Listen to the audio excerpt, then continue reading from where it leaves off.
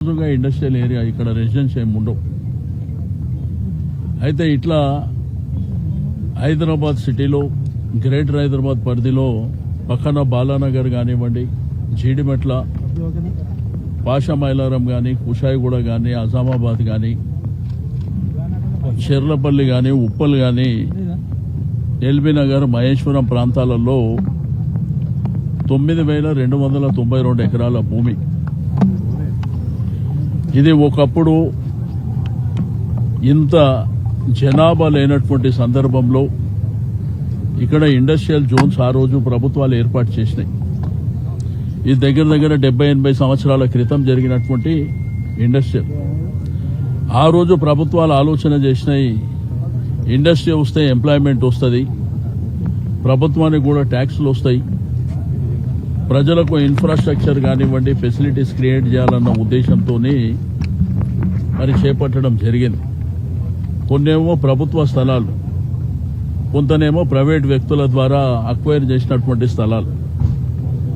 కాలక్రమేణా 5 లక్షల జనాభా ఉండే హైదరాబాదు ఈరోజు బాగా విస్తరించి మన ప్రాంత వాస్తవ్యులే కాకుండా ఇతర ప్రాంతాల నుంచి కూడా సెటిల్ అయినటువంటి సందర్భాలని మనం మన కళ్ళారా చూసినాం. దగ్గర 1,50,00,000 జనాభా పెరిగిపోయింది గ్రేటర్ హైదరాబాద్ పరిధిలో. కానీ ఇప్పటికీ ఫెసిలిటీస్ కొంత ఇబ్బందికరమైనటువంటి పరిస్థితులు, వాటర్ కానివ్వండి, సివరేజ్ కానివ్వండి, స్టామ్ వాటర్ కానివ్వండి, ఎలక్ట్రిసిటీ కానివ్వండి, ఇవన్నీ ఇబ్బందులు జరుగుతున్నాయి. అయితే దీంట్లో ప్రధానంగా ఏంటంటే ప్రభుత్వం ఒక నూతన పాలసీ తీసుకొచ్చింది, హైదరాబాద్ ఇండస్ట్రియల్ ట్రాన్స్ఫార్మేషన్ పాలసీ అని తీసుకొచ్చింది. దీంట్లో పెద్ద దోపిడీ జరగబోతుంది. ఆ రోజుల్లో బీఆర్ఎస్ ప్రభుత్వం ఆలోచన చేసింది, ఇండస్ట్రీస్ అన్ని అవుట్స్కట్స్ లో తీసుకుపోయి హైదరాబాద్ ప్రజలకు పొల్యూషన్ నుంచి కాపాడాలి, వాళ్ళకి ఇంకా ఫెసిలిటీస్ క్రియేట్ చేయాలి, ఒక పార్క్ కానివ్వండి, హాస్పిటల్, స్కూల్ కానివ్వండి, అంగన్వాడీస్ కానివ్వండి, గ్రేవ్ యార్డ్, బరేల్ గ్రౌండ్, హిందూ శ్మశాన వాటిక, కబ్రస్థాన్, ఇవన్నీ ఉండాలనేటువంటిది ఆ రోజు ప్రభుత్వం ఆలోచన చేసింది. మీకు అందరూ తెలుసు, కేసీఆర్ గారి ప్రభుత్వం ఉన్నప్పుడు తెలంగాణ రాష్ట్రాన్ని ఏర్పాటు చేయడానికి ఉద్యమం జరిగినటువంటి సందర్భంలో నీళ్లు, నిధులు, నియామకాలు అనేటువంటి ట్యాగ్లైన్ మీద మరి ఒక పోరాటం జరిగిన ధర్మిలా వచ్చినటువంటి రాష్ట్రం.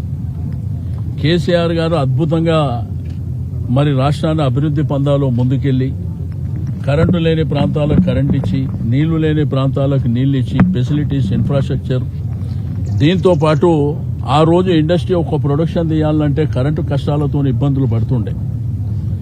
బట్ మీరు 2 కాదు 3 ప్రొడక్షన్లు కూడా చేయాలన్నటువంటి ఉద్దేశంతో ప్రాపర్గా వాళ్లకు వాటర్ కానివ్వండి, ఎలక్ట్రిసిటీ ఇచ్చినటువంటిది మా ప్రభుత్వం. కానీ ఈ యొక్క ప్రభుత్వం దోపిడీకి తెరలేపింది. ఈ భూములన్నీ ఇక్కడ మార్కెట్ ధర, పర్టికులర్గా సనత్ నగర్, ఈ టీజీఐఏఎస్ విలువ ఎకరానికి 18.34 కోట్లు ఎకరానికి. అదేవిధంగా ప్రభుత్వ రిజిస్ట్రేషన్, దీంట్లో 21 కోట్లు ఉంది వాల్యూ. అదేవిధంగా ఇక్కడ మార్కెట్, ఓపెన్ మార్కెట్, ఇక్కడ ఉన్న వాళ్ళని అడిగితే చెప్తారు 43 నుంచి 45 కోట్లకు ఎకరం ఉంది. దీన్ని 6,31,00,000కు, అంటే 43 కోట్లు ఎక్కడ, 6,31,00,000కు దారాదత్తం చేసేయడానికి శ్రీకారం చుట్టింది. మేము ఈ ప్రభుత్వాన్ని డిమాండ్ చేసేది ఒకటే, ఈరోజు ఇండస్ట్రీస్ ని మీకు అవుట్స్కట్స్ ప్రాంతాల్లో పంపిస్తే మాకేం అభ్యంతరం లేదు. రెండోది 50% జాగా.